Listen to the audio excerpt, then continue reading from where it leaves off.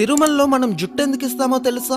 మొట్టమొదట వెంకటేశ్వర స్వామి ఒక చీమల పుట్టలో ఉండేటప్పుడు బ్రహ్మదేవుడు ఒక ఆవు రూపం దాల్చి రోజు ఆ చీమల పుట్ట దగ్గరికి వచ్చి పాలిచ్చేవాడు. అది గమనించిన ఆవుల కాపరి ఈ ఆవు మీదకి తన గొడ్డల్ని విసురుతాడు. అప్పుడు వెంకటేశ్వర స్వామి ఆ ఆవుకి అడ్డంగా నిలబడతాడు. దాంతో ఆ గొడ్డలి వెంకటేశ్వర స్వామి తలకి తగిలి రక్తం కారి దెబ్బ తగులుతుంది. కొన్నాళ్ళకి ఆ దెబ్బ అయితే తగ్గిపోతుంది, కానీ అక్కడ వెంట్రుకలు మాత్రం రావు. ఒకసారి వెంకటేశ్వరుడు కొండ మీద పడుకొని ఉండగా ఆకాశ మార్గంలో వెళ్తున్న నీలాదేవి అనే ఒక గంధర్వ కన్య వెంకటేశ్వరుని చూచి కిందకి వస్తుంది. తలకి తగిలిన దెబ్బని చూసి ఎంతో బాధతో తన తల నుంచి కొన్ని వెంట్రుకలను తెంపి వెంకటేశ్వరునికి ఇస్తుంది. అప్పుడు వెంకటేశ్వరుడు ఇలా చెప్తాడు, నా అందం కోసం నీ అందాన్ని పాడు చేసుకున్నావు కదా, కలియుగంలో కొండ మీదకి వచ్చిన నా భక్తులు తమ జుట్టుని ఇచ్చే సంప్రదాయం మొదలవుతుంది. ఆ జుట్టు యొక్క శక్తి అంతా వేరే భూలోకంలో ఉండే నీకు దక్కుతుంది అని చెప్తారు. ఇంతకీ మనం తిరుమలలో ఇచ్చే మన జుట్టుని ఏం చేస్తారో తెలిస్తే కామెంట్ చేయండి. ఒకవేళ తెలియకపోతే గోవిందా గోవిందా అని కామెంట్ చేయండి.